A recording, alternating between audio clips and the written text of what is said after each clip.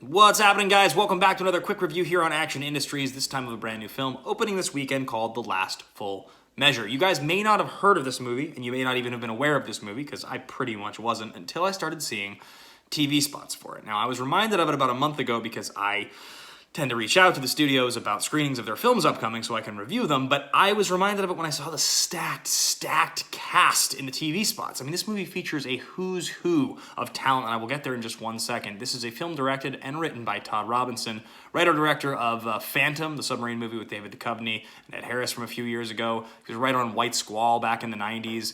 He directed a movie called Lonely Hearts with Travolta and Gandolfini, and a really big cast back in the earlier 2000s. But on the whole, not somebody that we know as well as some others, but this is the true story of William Pistenbarger and the Congressional Medal of Honor that was basically fought for by the people that he fought with in the Vietnam War for 32 years after his acts of valor. He was given, I believe, the Air Force Medal of Valor, or the Iron Cross, I believe is what it was. And the people that fought with him on the battlefield petitioned for 32 years after his death, posthumously, for him to get the award. So this movie stars a ton of crazy big people. The cast is really led by Sebastian Stan, Winter Soldier himself. He is basically the character that is investigating this whole thing, but you have all of these actors. Samuel L. Jackson, you have Ed Harris in there, you've got Peter Fonda in there, you've got Christopher Plummer in there, you've got, it felt like, honestly, William Hurt. It just felt like a who's who. Like, I kept seeing another person being like, oh my God, that person's in this movie too. And I think one of the things about this cast that was so stark for me was that these are all actors who were sort of cinematic heroes in my childhood. When I was growing up, Ed Harris, the villain in The Rock, right? When I'm growing up, I'm watching, I'm trying to think who else in this movie that I have a real, Samuel L. Jackson in Pulp Fiction. I mean, these are the actors that I grew up watching, and it was made sort of very clear, because this is a film about Vietnam War veterans, a true story.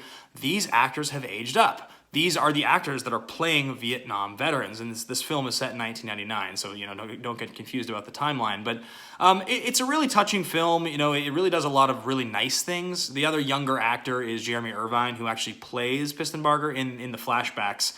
But a lot of really touching moments from these actors that I loved. Probably the most interesting thing about it, and I think the parallel that stood out to me the most, is that John Savage is in this film.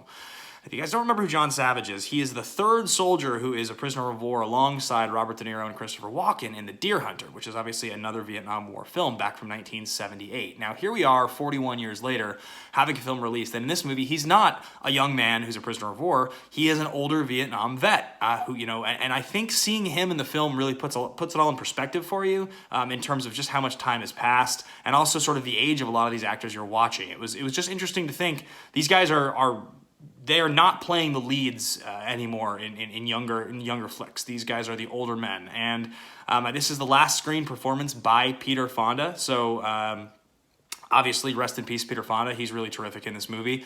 The movie has a lot of beautiful moments. The through line of it can be sort of a little bit here and there. It's a bit up and down. It has moments where it drags a little bit, but it had at least 14 or 15 really touching moments. And if you're somebody who is touched by the idea of the brave men and women who have fought for our country and the things that they have sacrificed and the people and the brothers and sisters that they've lost on the battlefield, which, it's hard not to be touched by that when you consider people lose life fighting for our freedom and our country.